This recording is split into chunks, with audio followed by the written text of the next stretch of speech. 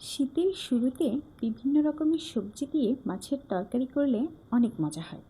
ঠিক তেমনি শীতের শেষ দিকে কিন্তু একটু ভুনা ভুনা বা রসা রসা তরকারিগুলো ভালো লাগে।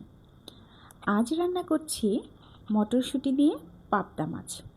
প্রথমে আমি মাছগুলোকে ভালোভাবে কেটে ধুয়ে তাতে হলুদ গুঁড়ো, মরিচের গুঁড়ো এবং স্বাদ মতো লবণ আর সর্ষের তেল দিয়ে খুব ভালোভাবে মেখে নিয়ে 10 মিনিট রেস্টে রাখবো। বলে রাখা ভালো, মাছ মাখার সময় যদি আপনি এখানে কিছুটা তেল ব্যবহার করেন তাহলে পাবদা মাছ তেলে ছাড়ার পরে যে তেলগুলো ছিটে আসে সেটা আর ছিটবে না। ফ্রাই প্যানে তেল গরম করে তাতে মাছগুলোকে এপিট ওপিট করে ভেজে নেব। খুব বেশি ভাজবো না, এতে মাছের যে আসল স্বাদ সেটা অনেক সময় নষ্ট হয়ে যায়। আমি একই তেলে হাফ কাপ মতো পেঁয়াজ কুচি হালকা ভেজে অ্যাড করেছি নতুন আলু।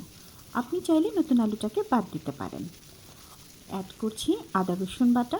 মশলার কাঁচা গন্ধ না যাওয়া পর্যন্ত আমি মশলাটিকে কিছুক্ষণ ভেজে একটু মশলা কষানোর জন্য সামান্য গরম পানি ব্যবহার করে হলুদ গুঁড়ো, মরিচের গুঁড়ো আর স্বাদ মতো লবণ দিয়ে মশলাটা বেশ ভালো করে কষিয়ে ঝোলের পানি দিয়েছিলাম। ঝোলের পানি ফুটে উঠলে অ্যাড করেছি ভেজে রাখা মাছ, মটরশুঁটি, টমেটো, কাঁচামরিচ আর পেঁয়াজ কলি। সবশেষে ধনেপাতা ছড়িয়ে পরিবেশন করুন। ধন্যবাদ।